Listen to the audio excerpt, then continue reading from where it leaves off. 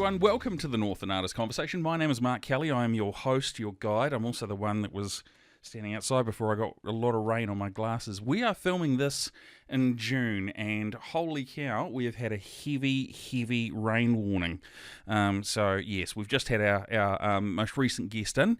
It was absolutely amazing to sit down and talk with him. So many cool stories.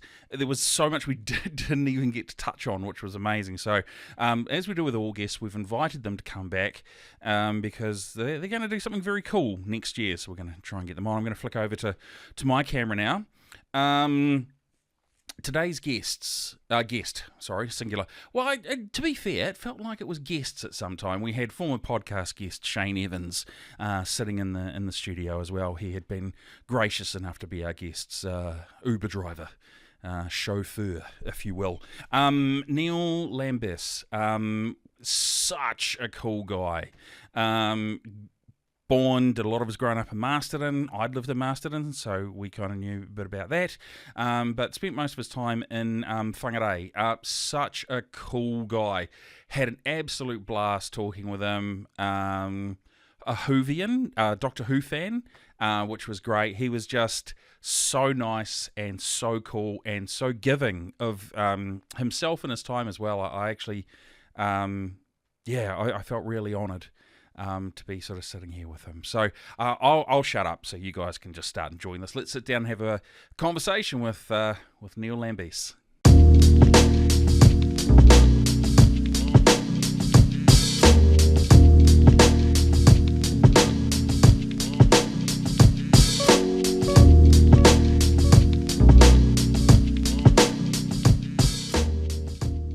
Shall I do it the traditional way? You may remember me from such... Yeah. Hi. My name is Mark. You might know me from other podcasts, including Northland Artist Conversation with Shane Evans.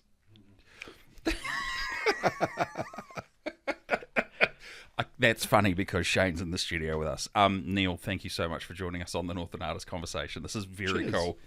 Yeah. This all kind of came about in a very organic yet kind of odd way for me.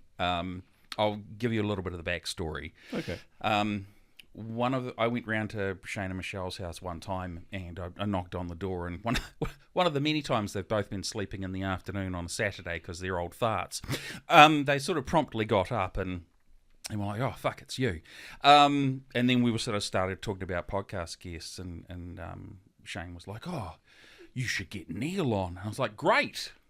Who the fuck is Neil? Does he have a brother called Bob? But No.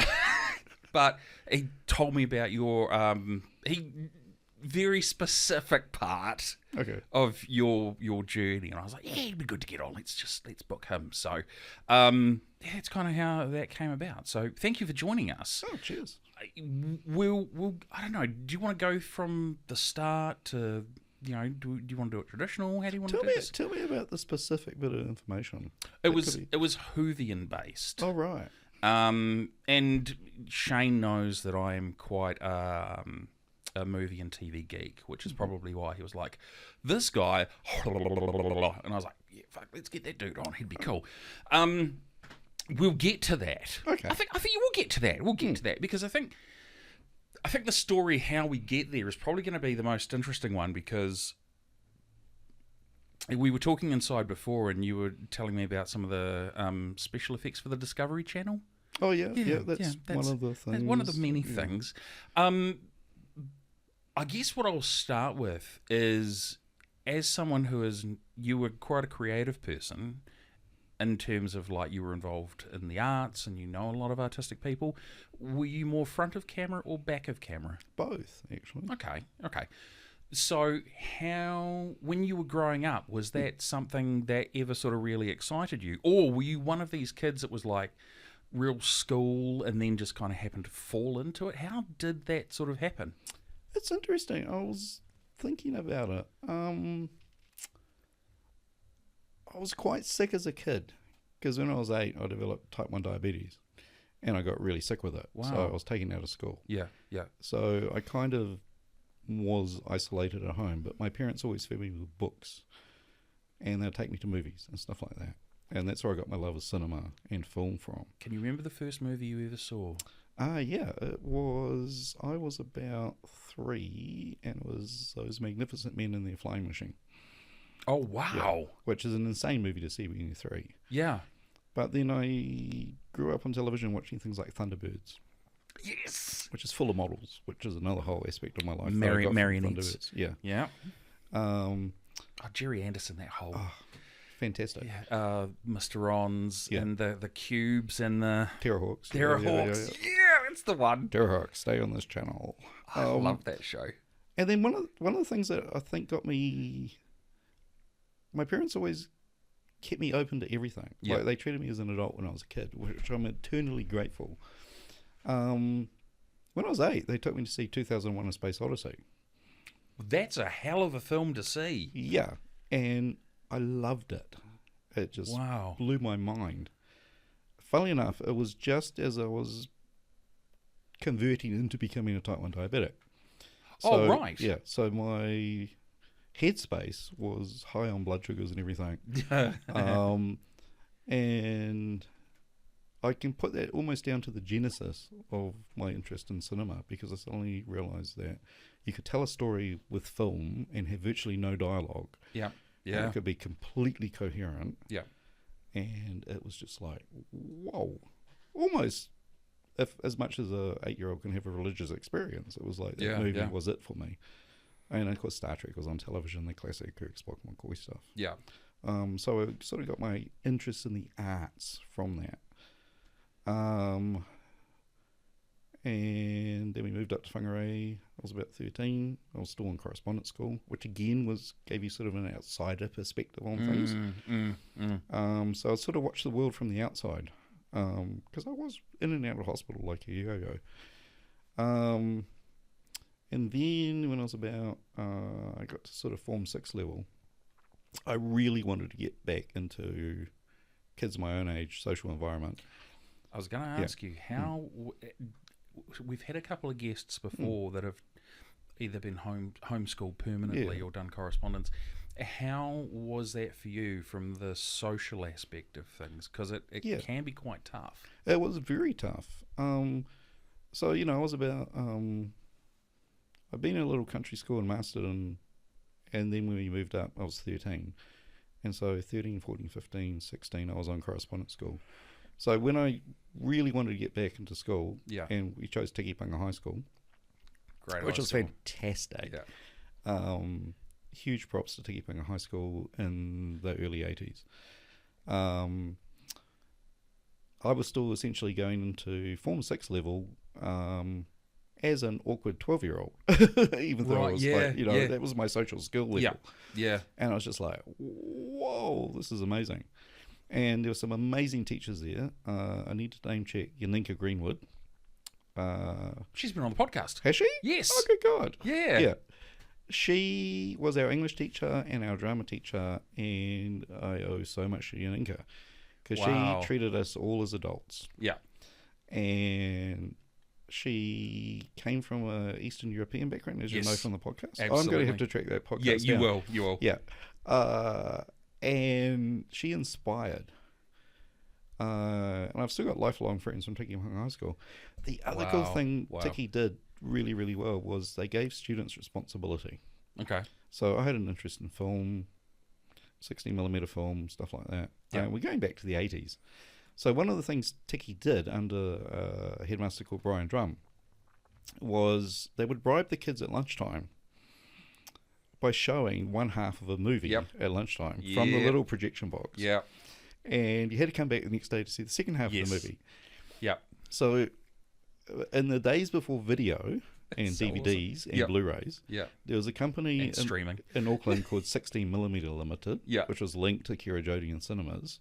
So awesome. And schools could hire the film prints. I was one of the lucky students that ran the projector. There were sort of 3 of us. And the stuff we showed, we'd get arrested now if we showed some of the stuff to a high school, because it's like we'd order stuff from 16mm Limited. Yeah.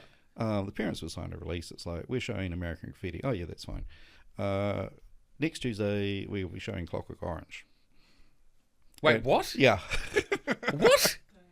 How the which at the time I think was R20. It was banned in New Zealand. No, it was never banned. It was always an R20 classification. But by 1981, it had come down to, I think, R18. Don't quote me on that. But we just went, oh, Clockwork Orange. We'd read the book in sounds English. interesting. What could go wrong? Yeah, I know what could go wrong. It's you know what it is. It's bloody you and Kubrick. Yeah. I mean, that's where my love of Kubrick, Kubrick comes from. That's the whole Kubrick thing. Yeah, dead right. I actually never connected that. I didn't choose the film. I think it was subconsciously you did. One of the teachers chose it because we were studying Anthony Burgess and Clockwork Orange. It's a great book. It's a great book. It's an excellent novel, and it's also a great film. Yes, because like most Kubricks, it's a very, very black comedy. Yeah. So we were watching that over 2 lunchtimes. I don't think the third formers and the fourth formers were allowed to watch it. It was sort of I can't say I blame them. What the hell? So yeah, that was great. So we watched a lot of movies on 16mm. Yeah. And we had the responsibility, and then we did drama. And this is an interesting thing. I don't know if Unika talked about this, but what's his name? Is it Greg McGee, the playwright? He wrote a play called Foreskin's Lament. Yes, I know the play. New Zealand classic. Yeah. And funnily enough, Kelly Johnson, who lives in Whangarei, was in Foreskin's Lament. So Unika got us all into a little minibus. Yeah. And we went down to Auckland to see Foreskin's Lament. I think it was at the Mercury Theatre in Auckland in about 1981. And we all loved the play so much that Unika went, well, why don't we do it? Yeah, that sounds exactly like Unika. Yeah. So the second theatre company in New Zealand to do Foreskin's Lament was Tikipanga High School. And Brian Drum, the principal, was really liberal at the time. Yeah. And we said, we want to do Foreskin's Lament. And he went, oh. He couldn't get past the title of the play. Yeah. And it's like, look, guys, you can do any other play you want except that one. Like, really? So we got our heads together. And I have to name check one of my best friends, Mark Robson, because we sort of came up with this idea Thick together. As thieves, yeah. And we went back to Brian and said, okay, we've got another play you want to do instead of Foreskin's Lament. He said, okay, yep, fine. We want to do Rocky Horror Picture Show. Oh,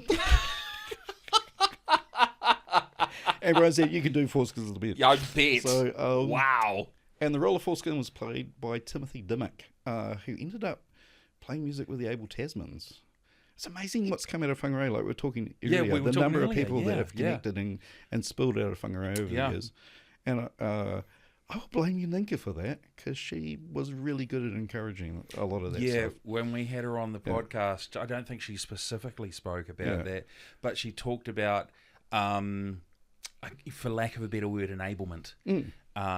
Just an encouragement of arts discovery and stuff like that, which is very cool. The whole teaching staff at Tiki were all about that. It's like we were treated as young adults.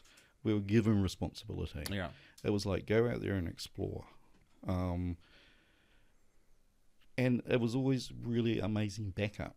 So yeah, I was involved in the lighting and stuff on that. And it got really good reviews. I bet.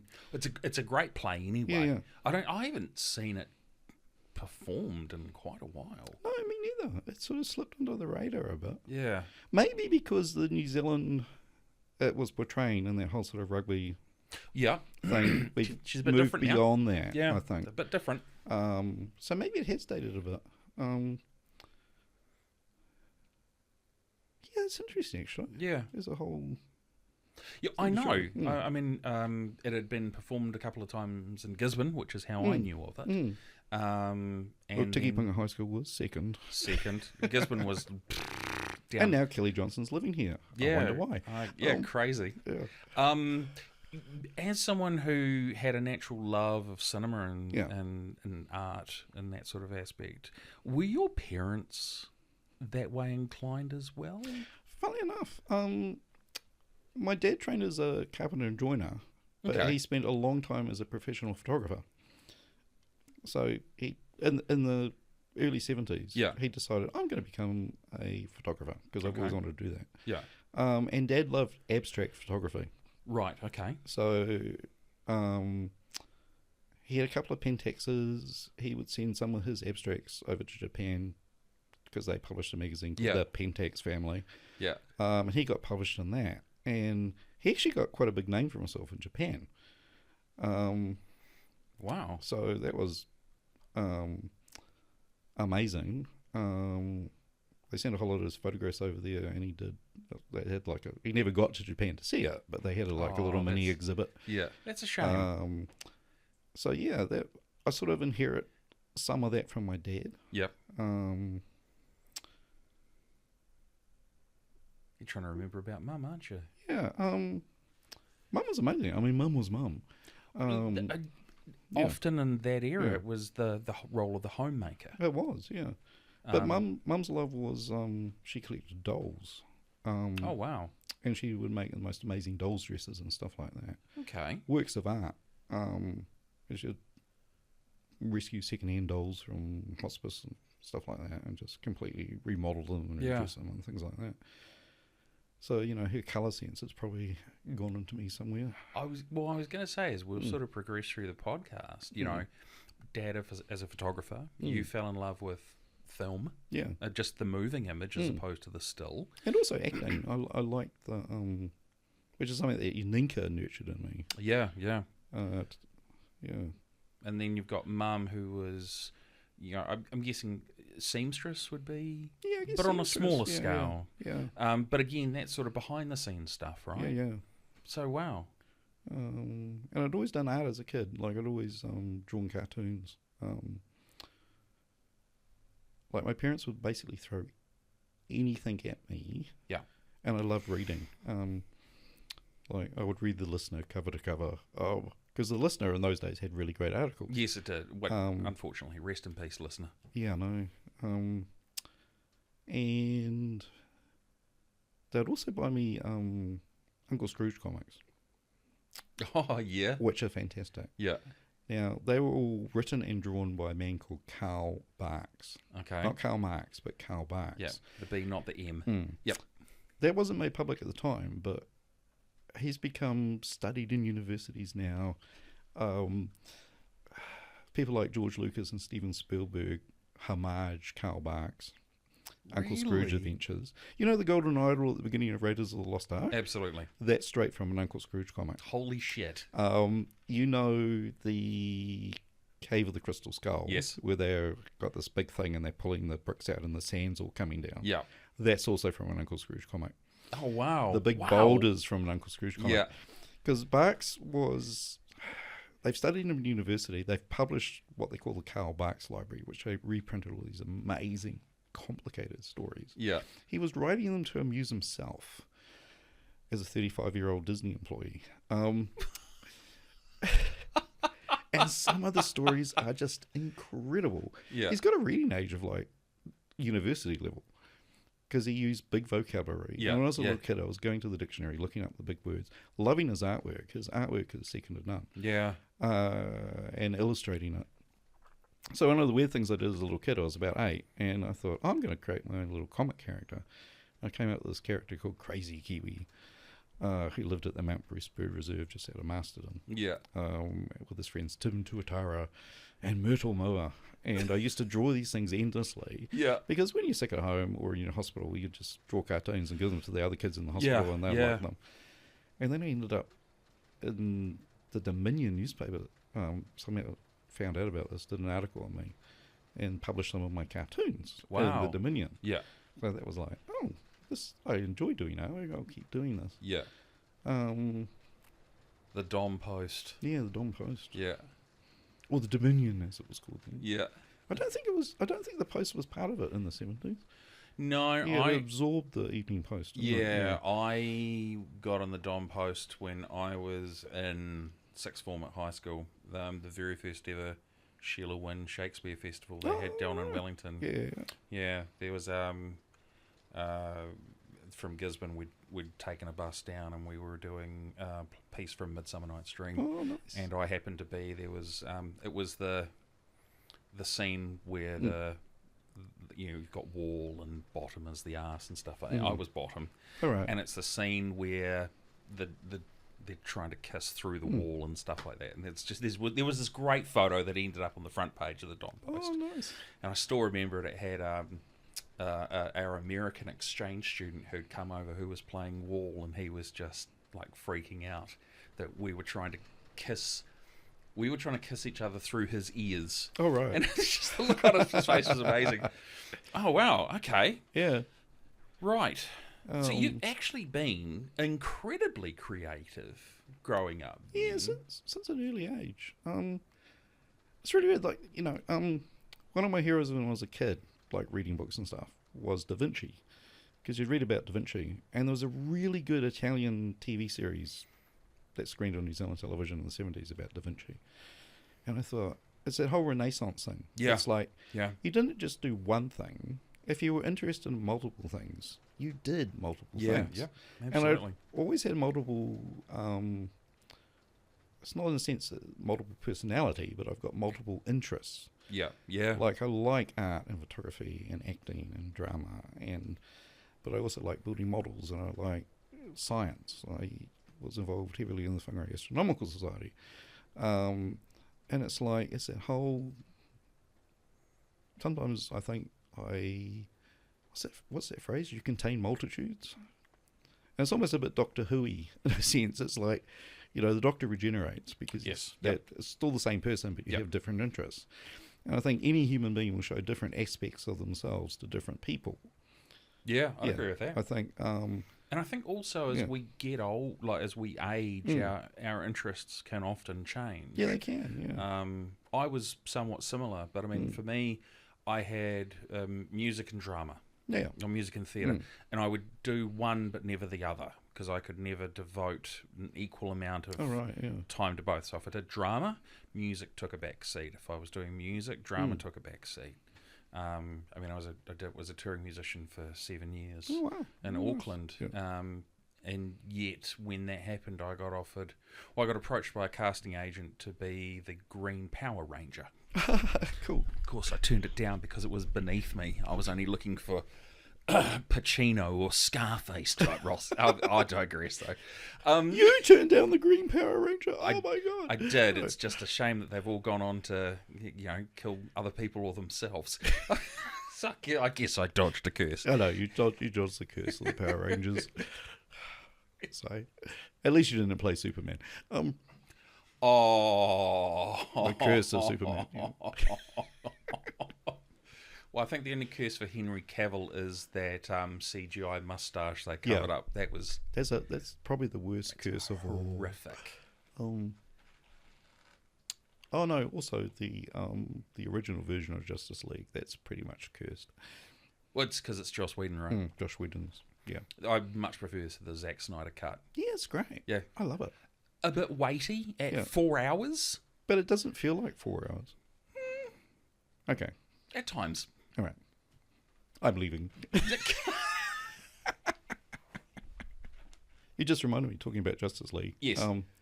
And there's another thing. My parents would buy Jack Kirby comics. So as whole Jack Kirby, Fourth World, Dark Side, New Gods was coming out, I was just absorbing those on the back of 2001. Because they came out around the same time. And Kirby, as you know, did a 2001 comic. He did. So, part of me wants to know what drugs he was on. Probably good ones. Maybe Quaaludes from the 70s.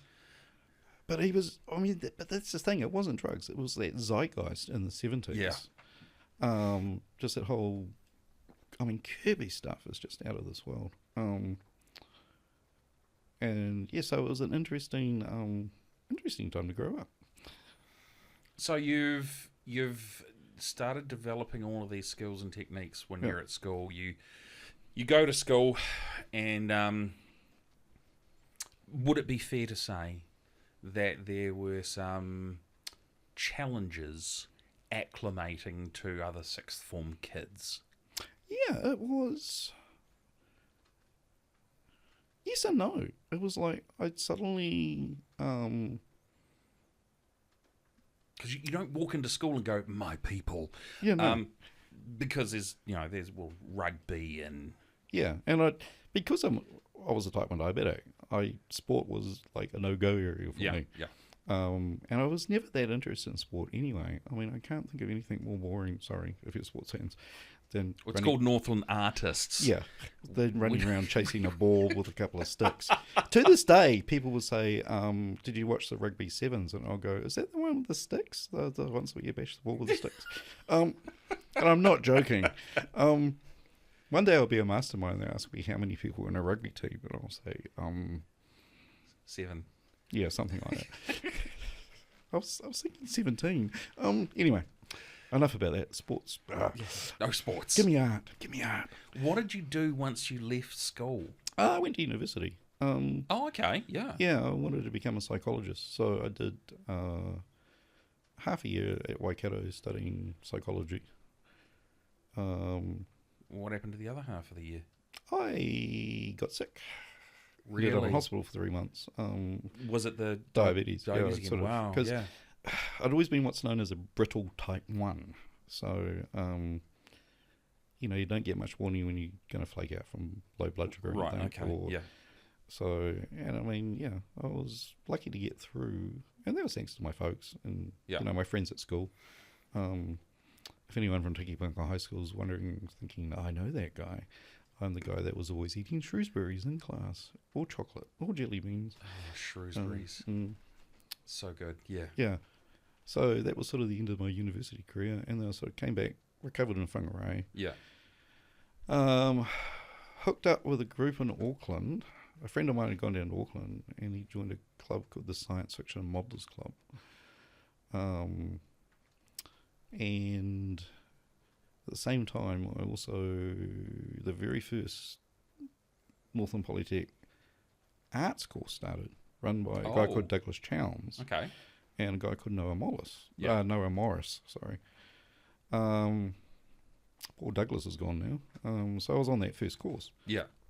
Not name dropping, but with people like Shona Furman, who's gone on to much greater things. Fantastic artist. And various other people that have still gone on to have careers in the art field in Northland and stuff like that. So that was great. I spent like a year and a half doing that, and it was kind of set up as almost like a commercial art course, but we got such a background and everything from Douglas. Okay. Yeah. And believe it or not, Noah Morris, who had worked doing special effects for the BBC on Doctor Who. Now I believe that's what we call foreshadowing. Yes. Now, just quickly, you were on the first arts course at Northland Polytech. Yeah. Editor Lee J, if I remember correctly, was on the last year. Oh, far She's out. nodding her head. Yeah, so this is crazy. This is Alpha and Omega. Yeah, wow, okay. Far out. Okay. Far out, yeah. So was it a diploma at that stage? Yeah, it was a diploma. I think, I'm just to put the year, I think it was 1983, 84. Okay. I started, yeah. Yeah. And this is in the old prefabs. Oh, yeah, there was the prefabs down Yeah. with the Mariahs now. It's a different time. Yeah, so I learned a lot of, art techniques and stuff like that. And I exhibited a few little things here and there. That's cool. Under persona. I've always had an artist persona. Go on, what is it? Andy Machine. Andy Machine. Yeah. Sounds very 80s. Comes from my love of Andy Warhol. Where's the machine part? Andy always said, I wish I was a robot or a machine so I could just produce art on a production line. Okay, I get the quote. I get it, but I don't understand because he was always a one and done guy. Yeah. And he was always the "this is so last week, darling." He was. That's why I love him. It's just so. It's either contradictory or contrary. I don't think so. No. Here we go back to 2001. When I was a kid, growing up late 60s, Warhol was everywhere. Yes. I used to love going to the supermarket with my mum because it just looked like all these Warhol paintings. Because he just literally took Brillo boxes from the supermarket. Yeah. Those bright colours, 2001 Space Odyssey, the Stargate sequence at the end, it's all these incredibly bright colours. I've always been drawn to that sort of Warholian colour. Okay. So was my dad, actually. Where was I going with that? Wait, and your mum also was Yeah. with the colours as well. Yeah. This is very cool. Funnily enough, sidetracking completely, I was in, I was in Salvation Army shop just before Christmas, and I saw, I sort of glanced at the toy section because I've always been a toy collector as well. Long story. And I saw this little toy train, and I went, "Oh my god, that's a little plastic toy train I had as a little kid." And then the penny dropped. It was made in New Zealand. Yeah. But it was in completely Warhol colours. No. And I had this amazing wave of nostalgia for this little toy train that I had as a kid that I hadn't thought about for 50 years at least. Yeah. And I missed it, and it's just the way it connected. And I just went, "Oh my god, how much is this thing?" And again, that childhood nostalgia thing. Yep. And I thought, Yeah. this is when I was like 18 months. Yeah. You know, I had this. Wow. And maybe did that fuel my love of like bright colours and Warhol in 2001? Yeah, Did I was that about to say that, yeah. go through? Because, I mean, it was the 1960s.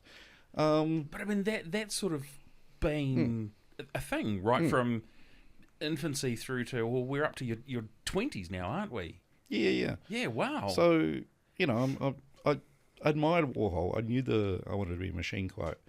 One of the things I admired about Warhol was like Da Vinci. He did everything. Yeah. I mean, he did everything and nothing because none of his art was ever produced by him. It was like, you know, Gerard Malanga would be actually doing the silk screens. Yeah. He would just mix the inks. And, you know, the Velvet Underground was Lou Reed and the Velvet Underground, but he would manage them. Yeah. So he was this great connector. So he was across all the fields. You know, he did films, but it was Paul Morrissey that actually did the films, but they were all released as Andy Warhol films. Yeah. And I always liked that about him. And the thing I liked most about him was, at heart, he was a bullshit artist. He was the world's biggest bullshit artist.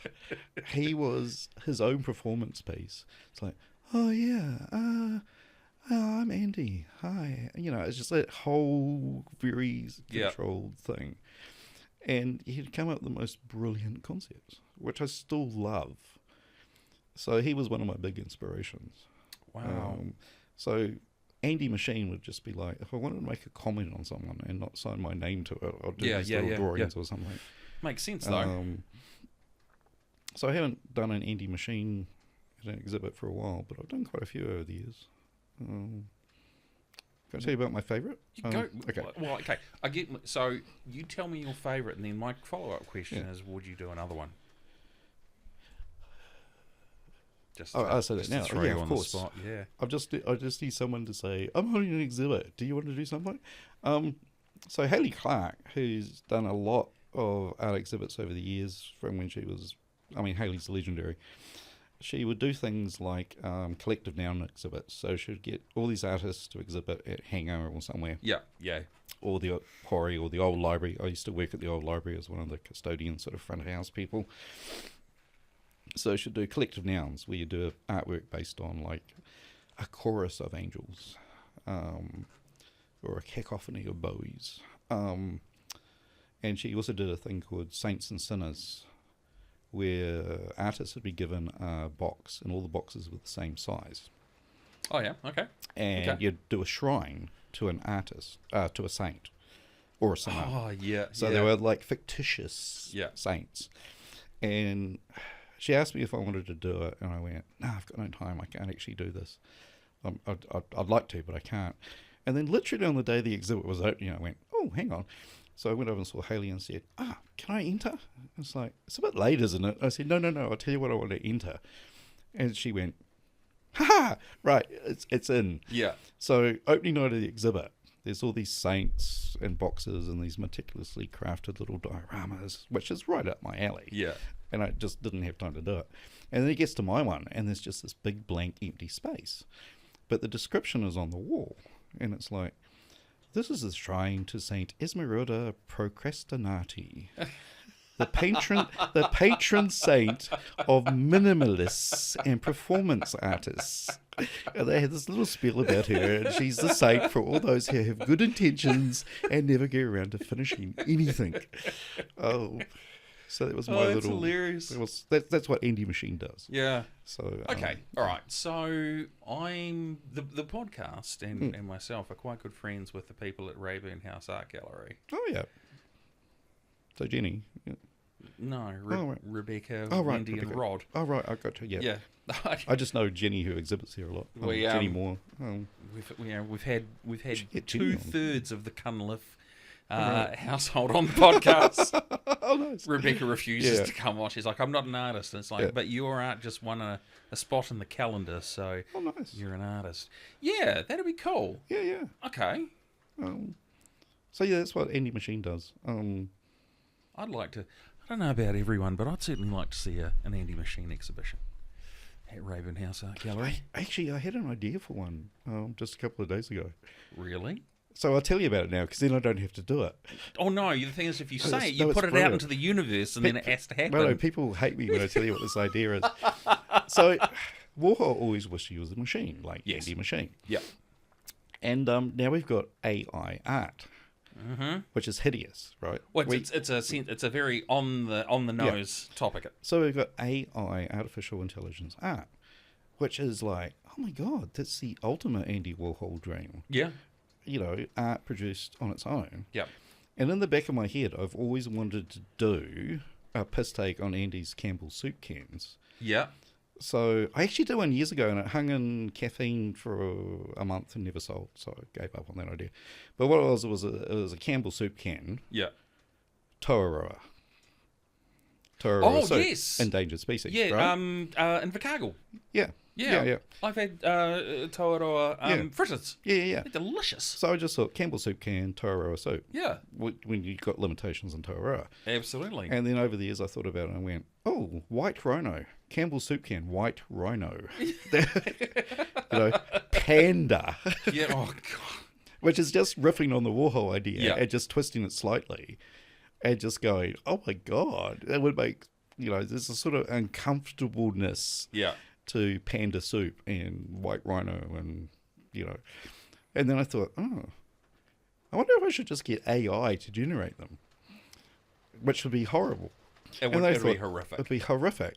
But what if the joke was, I actually made them myself to look like AI. As a riff on Andy Warhol. I get that. Doing white rhino and narwhal soup and, blue whale. Dodo. Yeah, dodo. So there you go. Now that I've done it, that's the next Andy Machine exhibit. It's playing now in all your heads as you're thinking about it. What do we reckon? Where are we? We're in June. So we're recording this in June. I reckon by this time next year there'll be an exhibition in Rayburn House Art Gallery. Well, if anyone owns an art gallery, just contact me. I will actually get Rebecca to reach out to you. Because I'd love to do it as a joke. That's part of the Andy Machine thing. Well, it's so meta. Yeah. But yeah, I would, because AI has this, cannot do lettering. No. It can't do it in a million years. No, can't do arms and fingers can't very do well fingers either. and arms and stuff like that. Yeah. And thank God for that. It's like, oh my God. It's just like, I hate it. But it'd be kind of funny to make it look like AI, but it's actually handmade. As my little tribute to Andy Warhol. That would be awesome. Yeah, I'd like to see that. I will get Rebecca to reach out to you. There we go. I'll make that happen. Yeah. But now everybody knows I'm Andy Machine. And we might actually get an exhibition from another artist as well. Oh, yeah. Actually, we could do that. We could. Actually, a dual exhibition. That'd be cool. We should do my comic idea. We've got Shane Evans in the studio. He's joined us as a special guest, a.k.a. Neil's driver. Shane's now trying to contribute to the podcast with no mic. Good luck with that, Shane. Just nod. Yeah, no. Just nod and say yes, Mark. Yeah, he's saying so artist Shane Evans has been on the podcast twice, is going to partake in a art exhibition with Andy Machine, which will happen around June 2026. And prior to that happening, we're going to have Shane on for his third visit and Neil on for his second visit, talking about the upcoming exhibition. I've got next year sorted already. This is outstanding. Yay. So you can book your Andy Machine print now. That will be $150 each. Choose your flavour of soup. Yeah. Moa soup. you make it all New Zealand themed. Puree of moa. Yeah. Cream of moa. Cream of moa. It's terrible. Bottlenose blue. What is the blue Oh, bottlenose yeah. dolphin? No, Hector's dolphin. that's the Oh, one. my God. Oh, stop it. I am a conservationist. If anyone's worried. Save the animals. In soup. Well, at least they're preserved, right? That's a fucking bad joke. New Zealand first party soup. Exactly, yeah. Oh. Oh, the possibilities are endless. Anyway. Let's get back on track. Should change. Should I just wave? Should I talk about my comic idea? That actually, okay. Okay, yeah. right. Apparently we've got interference. So but you've got now you've got a comic idea. Yeah, I had a comic idea in the 90s. Okay. Whangarei in the 80s and 90s was, I thought there were some really amazingly cool things happening up here. Yeah. You could not get a decent coffee in Whangarei. So I used to bust down to Auckland to get a latte before caffeine opened. That's an expensive latte. But also friends of mine would do, over the years, various friends of mine, because I don't drive because I've got the diabetes, because they don't want me in charge of a lethal weapon like a motor vehicle. Well, explains your Thanks. Your Uber. Thank you, Shane. We'd do, it would be a Wednesday night in Whangarei. It's like, oh God, it's boring. There's nothing on at the movies. There's no cafes open. Borders Bookshop's open until midnight in Auckland. And we'd do a Ferris. I love Borders. That was an Sadly amazing missed. shop. Yeah, very also- sadly missed. Ferris Bueller. Yep. We'll do a Ferris. Hell and it'd be yes. like 6 o'clock, Wednesday night, someone would ring, let's do a Ferris. Okay, and we get in the car, go down to Auckland. And I had a lot of friends in Auckland. Coming off the back of the Science Fiction Modelers Club thing, where we did exhibits. Did I talk about that? I know I was talking to you about it earlier, but I don't think I've talked about it on the podcast. Yeah, well, we've ended up on this comic idea. All right, we'll do the comic first. So Bloody shame. Fuck. I hung out with a lot of comic guys in Auckland. Yeah. So I used to buy all my comics and stuff from Mark One. So, and then there was Mark Paul and Tanya and Kelly Sheenan, who now publishes his own comics. Oh, yeah. He used to work at Mark One way back in the day. And Cornelius Stone, legend in Auckland comics, go to Corn's birthday party and just do things like that. And Dylan Horrocks, I know I'm name dropping, but I do actually know these guys. So Dylan ended up getting a gig with Vertigo. Oh, wow. Yeah, and he was writing books of magic. Was it Dylan? Yeah, it was Dylan, wasn't it? Writing books of magic for Vertigo.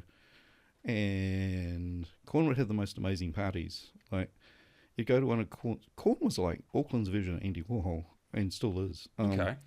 Created a character called Knuckles and Nunn. Was heavily involved with BFM radio and the comic shops, and Yeah, nice. Roger Langridge used to draw Knuckles.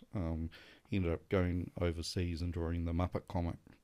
So he's one of New Zealand's really talented comic artists. You know, they were all there in the 80s and the 90s, and still some of them still are. And I came up with this idea for X-Files comic. And I was just at a party talking about it, and I think it was Corn or somebody put me in touch with the agent that Dylan was using, because you had to have an agent. And I'd written a play by that stage. Wow. I'd written a play called G's Baby with my friend Nick Smythe. I'll get onto that in a minute. I just had this idea. I thought, X-Files is big. And ideas, like, my brain's jumbled, but sometimes ideas just pop in my head fully formed. I thought, I will do this. So now that I tell you about it, I don't actually have to do it. Or Shane can draw it. So I went, the story would be, I pitched the idea to DC. Yeah. Even though they weren't publishing X-File comics at the time, they were being published by Topps. Oh, yep, yeah. But I had to pitch it for DC for an obvious reason. So I thought, okay, Mulder and Scully get reports of a bat-like creature in New York. Like, people are seeing this creature that's like a bat. And then people are turning up. That's why DC. Yeah. And people are getting turned up, bound and tied, and they're criminals. And it's like, oh my God, Scully, someone's dressing as Batman. It's like, Mulder, the man, is clearly a psychopath. Yeah. But Scully's doing good. So the whole thing was going to be a two-hander. Yeah. Like, someone's taken a takes place in our real world where Batman is a comic. Someone's impersonating Batman. So Mulder and Scully argue about the right and wrong of, Vigilantism. the vigilantes, and obviously he's loopy. Yes. And so, funny enough, we're talking about this earlier. The comic ends, chase on the rooftop. Scully kneecaps the guy. Mulder's like, stops talking to Scully. So they drag the guy away. Yeah. It's like, Mulder, I'm right. The man is a psychopath. Scully, I think, we could have done something. He was doing the right thing. Anyway, the last shot is the guy is just shattered. He's in jail and he's looking at a mirror and he smashes his head against the mirror. And you see the glass and blood go into the sink.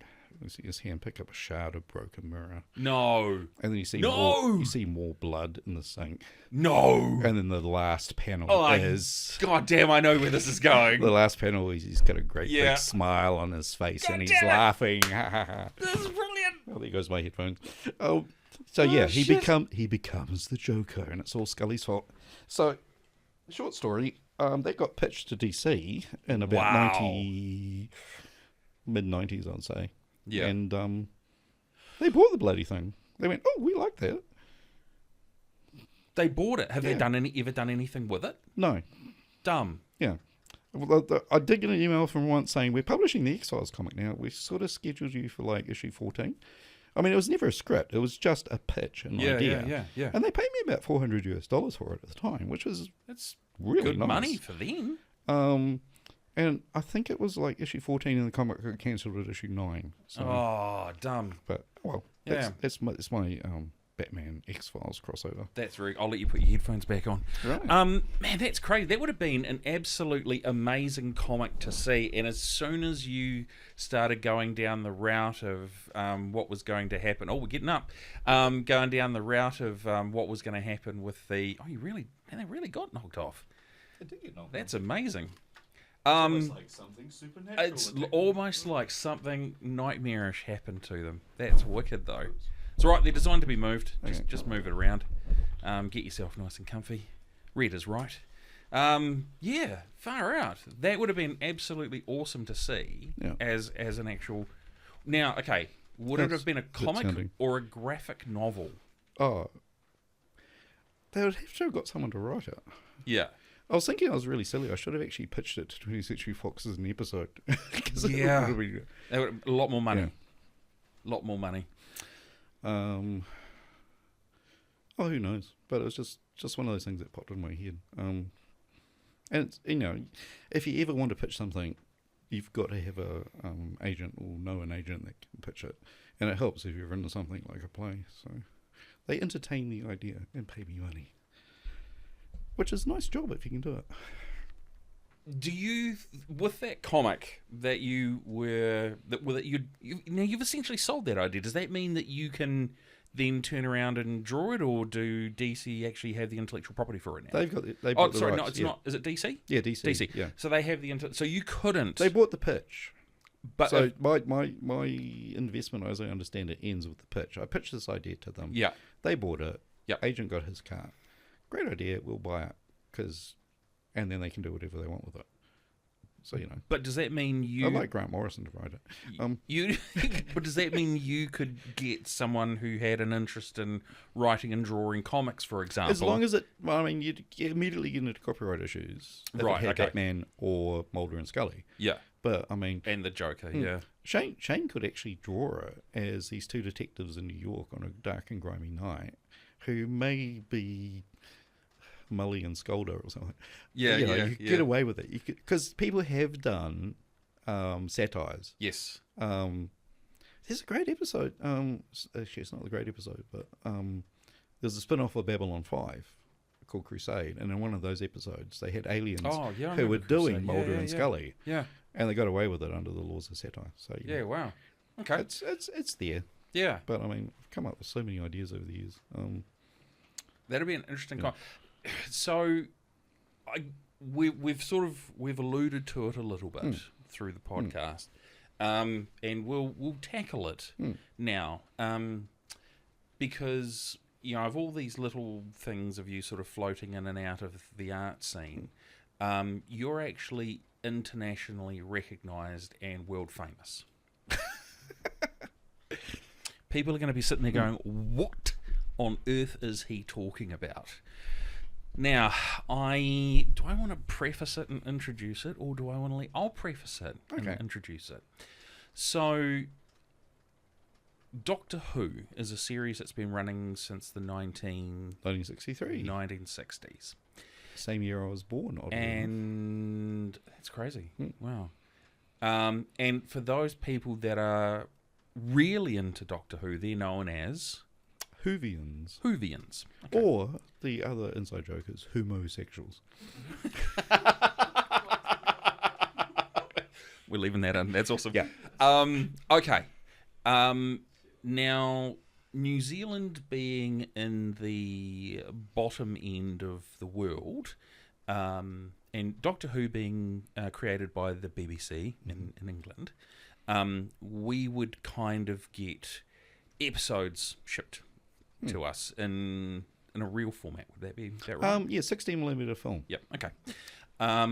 Now there's X number of episodes that have ever been produced, but of that, there are a number that have been lost to the sands of time to hopefully be rediscovered. But as it turns out, we have our very own Whovian Indiana Jones live in the studio. There we go. I don't know if I could build that up any better. Now, when I heard that you were going to be a guest, one of the things, so we send out a form to everyone and they get to fill it in, but I also like to do a little bit of background research as well. And I read an absolutely amazing article about how you found a lost episode, but it wasn't just one of those filler episodes. It was actually an important episode as well. Can you sort of talk about how that came about? And because that's not just I was at a flea market and picked this up type vibe. This was very Indiana Jones. Yeah. Where do I start? Yeah, well, I mean, when I was at Polytech on the Performing Arts course, I got a job I trained as a projectionist at the Odeon Theatre. Oh, so we have two projectionists in the studio with us today. Oh, yeah, Shane as well. Oh, Shane we know some of the same people. Hello, Richard Weatherly, if you're listening down in Dunedin. Shane's here in the studio with me. Anyway, so again, through taking high school, interest in film. Film's very tactile. It takes up a lot of space. Film reels. It's a lost art now because all the cinemas have gone digital. But because I was in the cinema, and it's Doctor Who's not the only thing I found. When the cinema Odeon was managed by Nick Burrows, who was my boss. This is in Whangarei. In Whangarei, the late lamented Odeon. Also, Whangarei is the only town or city in New Zealand that has no original picture theatre standing. Shame, council. Shame. Wow. Even Christchurch still has a couple standing after the earthquake. We were digging around in the Odeon Theatre one day and we came across some old film prints that were hidden in the dirt and dust under the seating. And one of them, I don't know if you heard of The Goon Show, which was Peter Sellers, Harry Seacombe, Spike Milligan. In the 1950s, they did a couple of shorts, which used to play before movies. You get a short. Often there'll be, pig farming in Wales or some boring travelogue. But there are a couple of Goon Show shorts. One was called The Case of the Muckanees Battle Horn. Right, and there was a print of this sitting under the Odeon Theatre in Whangarei, and we sort of dug it out in about 1989. We found it. Okay. And there was a complete 35mm print of a B-grade movie called The Crater Lake Monster, which unfortunately is still not missing to this day. Terrible movie. Good stop motion animation though. Not Ray Harryhausen stop motion. No, it wasn't Ray Harryhausen, but similar. Yeah, similar vein. Yeah. Real big grade movie made in like 1978 or something. It's not a bad movie. Anyway, so I thought, I don't think this exists. I've read about these Goon Show shorts, so we ran it. Yeah. Watched it, and it was really good. And there was a massive splice right in the middle of it that went ka-chunk. So I said, by rights, we have to give it back to Kerridge Odeon. Okay. Yeah. But you know the guys at Kerajodian, I think this is missing. It doesn't exist because I've got books that say this is before internet. Yeah. This is before, you know, you had to write a letter and it would take days to get to the distributors. Snail mail. Yeah. So thankfully a guy Nick knew in Kerajodian listened to him and contacted the rights holders and they went, oh my God, you found it. And it got released on video. So that's the first one you found? Yeah, first one. So we recovered this Lost Goonshow short, returned it, and when you watch it on, I mean, I haven't seen the DVD, but I've probably edited the splice out, but when the video came out VHS, I got a copy and it's like, oh yeah, it is the one we found. There's a big splice in the middle going, oh my God. And there's a few seconds still missing, I think. So I knew that there was stuff out there. Yeah. At Tikipunga High School, we had NZBC, which is what TVNZ used to be called. Yep. New Zealand Broadcasting Corporation. Yeah. Film prints of an episode of The Avengers, the Steve and Mrs. Peel Avengers. Yeah, not the Hulk, Iron Man, Captain America Avengers. No. Which the, oddly the enough... British Avengers. the British Avengers, which gave their name, Stan Lee, like the Avengers so much. Yep. He nicked it for the Marvel Avengers. Swiped it. And he also nicked the character of Emma Peel and created Emma Frost. Yeah. You know that story. Absolutely. And Voyage to the Bottom of the Sea episode, which is an old Irwin Allen science fiction submarine adventure. Yeah. So they were given to schools to entertain kids in lunch hours and cancel sports day and stuff like that. Yep. And sometimes it would splice them together and learn how to splice film and stuff like that. So I always knew that there was stuff out there, and I'd gone to film collector fairs and stuff like that. Because in the old days, before the advent of video, lots of homes had 16mm film prints. Yeah. And you could hire 16mm films from a company called 16mm Limited. So, you know, for $15, you could have a movie couriered to you and you could watch it in the privacy of your home at home on a sheet. Now, $15 back in the 80s wasn't money to sniff at. That was a lot of money. Yeah, it was equivalent of probably about $100. Yeah. Or maybe about $50, $60. Yeah. But people did it. Yep. You know, and stuff went walkies. Now, TV companies universally around the world refer to stuff going walkies, which is a euphemism for stolen and sold down at the pub. Yeah. So I'd known about stuff that was in the film collector circles and stuff like that. And then one day I was in Auckland, I was in a comic shop, I ran into Cornelius Stone. He was telling me about a guy called Bruce Grenville who had just managed to find through film collector circles some 60mm film prints of the animated version of the Planet of the Apes TV show, which is an animated show that everyone had forgotten about. Yeah, that. I was like, wow, where did you get those? Oh, this film collector fair. And I said, he hasn't got any Doctor Who, has he? And Colin thought about it and went, actually he has. He's got the one that we saw at a video day. And I went, which one? He said, the one about Richard the Lionheart. And I said, are you sure it's the episode? Because only one episode exists. And Corn was pretty certain it was the one he'd seen. Yeah. And I said, well, can I get in touch with Bruce? And it's like, okay, that'll be fine. So it was sort of around Christmas time. Bruce was hard to get hold of. Are we talking like 80s or early 90s or mid-90s? 1999. Okay, yeah, right. Just on the turn of the century. No, it's 1998, sorry. Because it was January 1999 that we confirmed it existed. So Bruce is eccentric in an amazing way. He at university, he's still founder of the New Zealand Anarchist Society.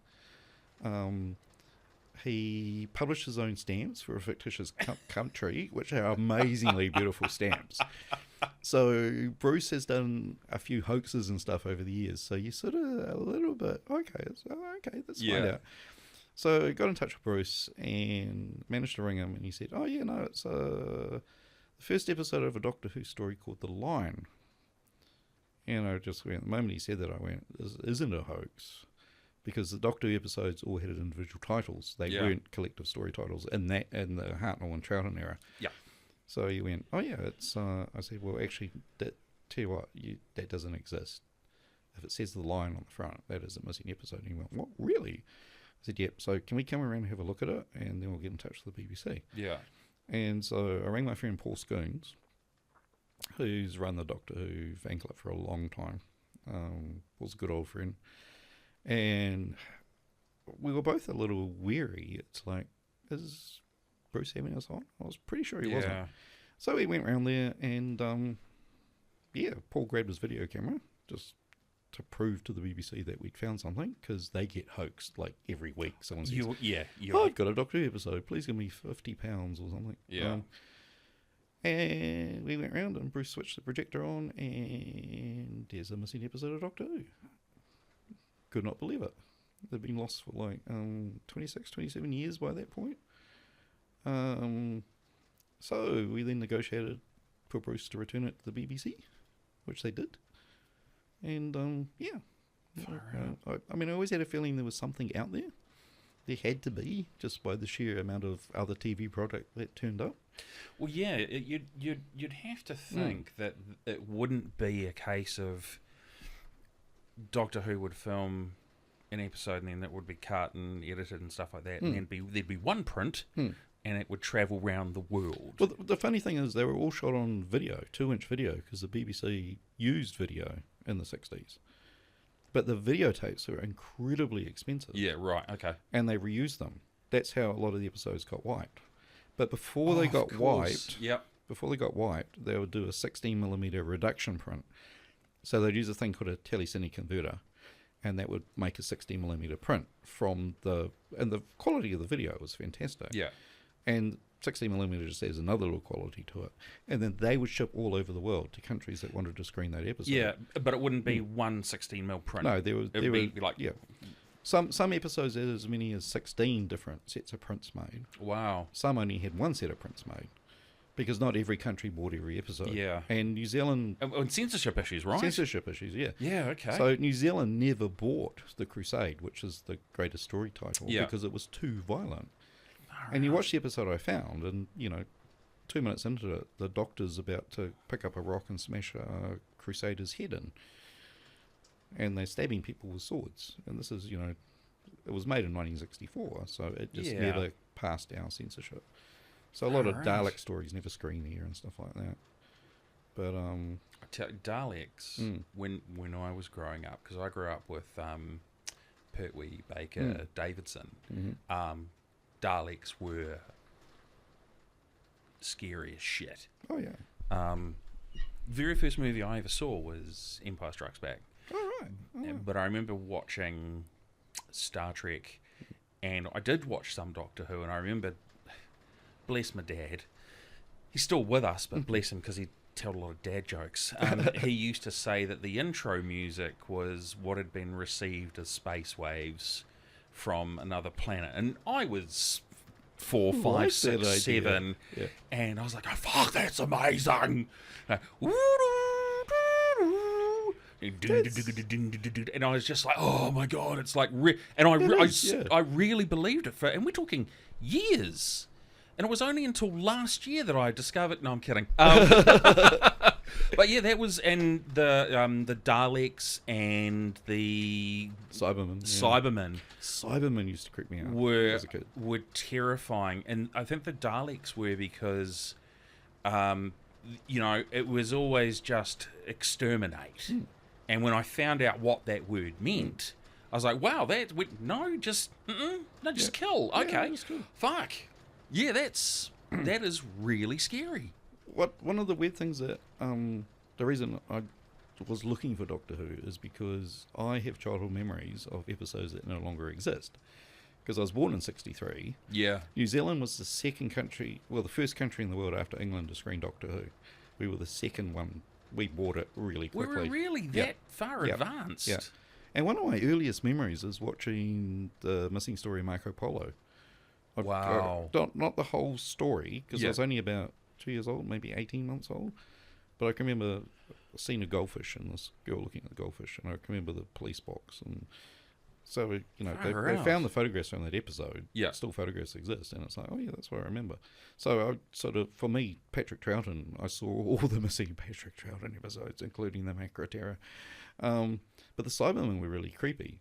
Yeah. Because, 60s science fiction, they were a reflection of heart transplants, which are starting in the 1960s, and artificial limb transplants, I used to joke with my mum because she ended up with a hip and 2 knee replacements, and she had open heart surgery and a pacemaker. And I went, oh, you're a Cyberman. It was still that childhood fear, which was a thing that was big in the 60s. You know, at what point does somebody not be human? And the Cybermen were emotionless. Yeah. And was that also around the time of Roswell? No, post-Roswell, actually. Post-Roswell? Yeah. Okay, well, that would make sense as Roswell well. was like 1947. Yeah, okay. But I mean, UFO science fiction, that was all big through the growing up in the space age and stuff like that. But just getting back to art and stuff, there's a beautiful design masterstroke in those 60s Cybermen. Yeah. They have eyes and they have a tear duct under each eye. And it's very subtle. But once you spot it, it's like, as a little kid, you spot it. So you got big eyes and there's this little tear in the corner of each eye. It's like, they're crying. You know, as a little kid, it's just like, oh, that just makes him even creepier. Yeah, wow. Beautiful piece of design. I hadn't even thought of that until right now. Yeah. Far out. Yeah.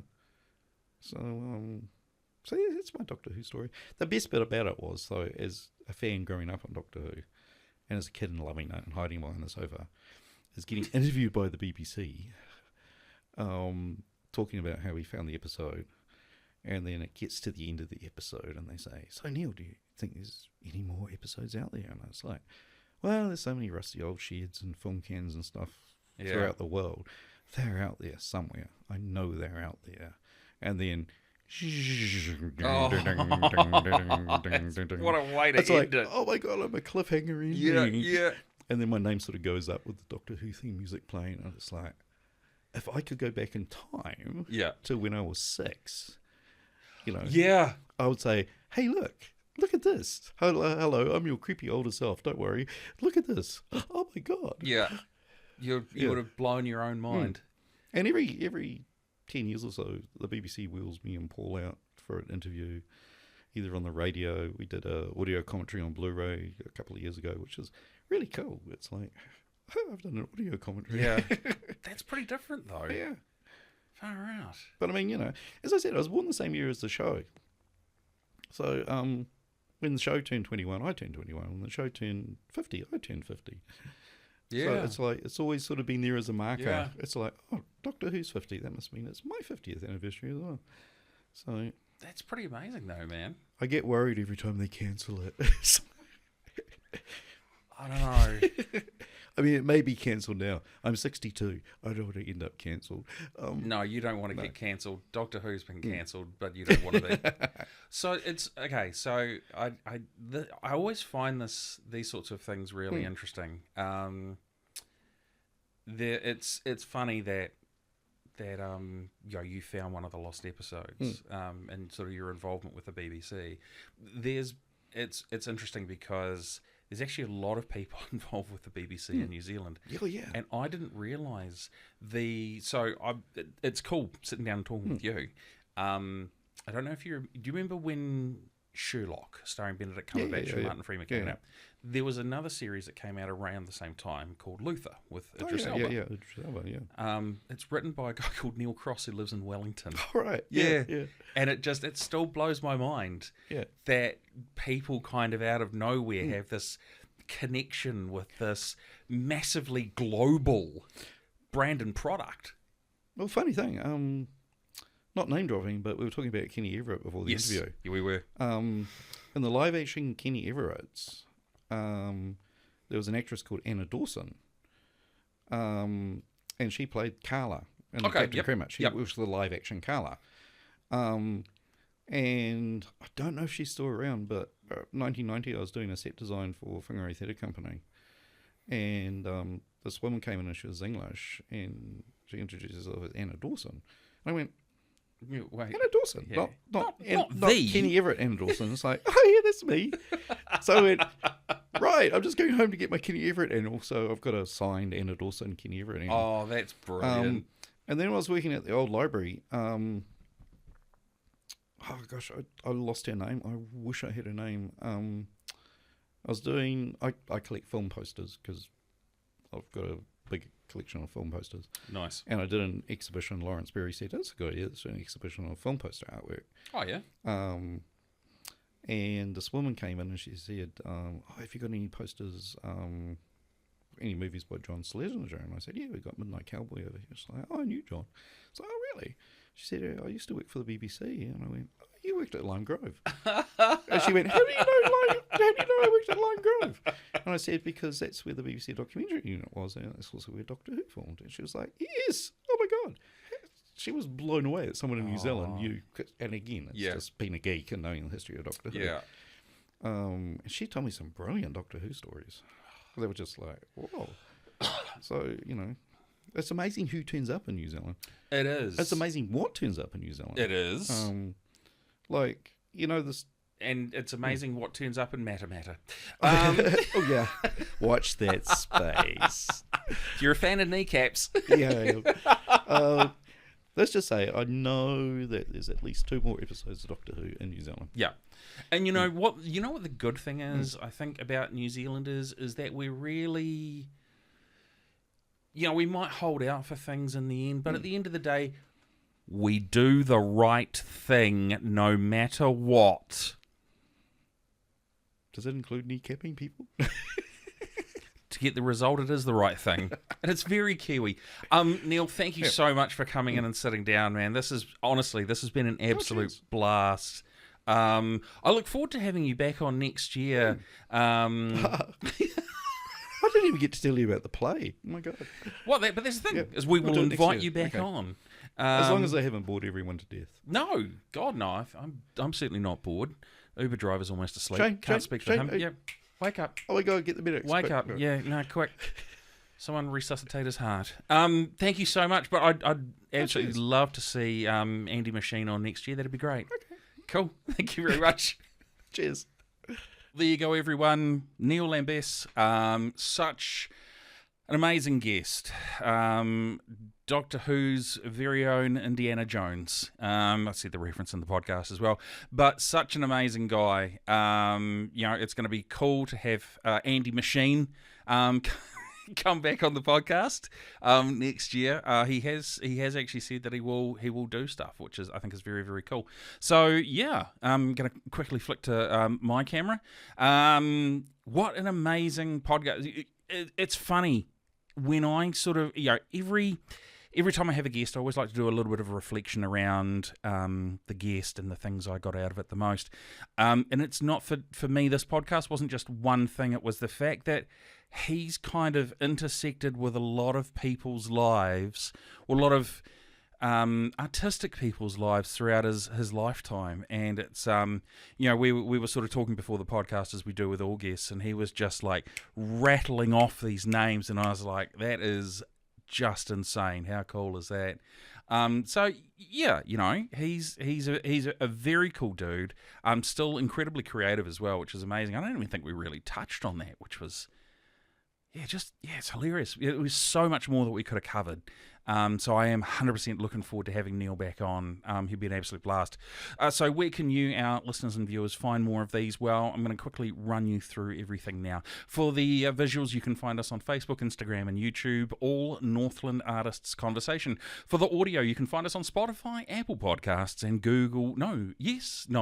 not Google Podcasts, YouTube Podcasts. Again, all Northland Artists Conversation. And if you want to keep it even simpler still, open up your web browser of choice and type in Northern Artist Conversation. You are guaranteed to find us. We're I think the first 10 top results. So great. Please go have a listen, have a watch, support us, leave a comment, like, share, subscribe, all that other sort of goodness that we do. And if you are a guest or an artist, or if you've been on before, man, we would love to have you come in and sit down with us. That'd be awesome.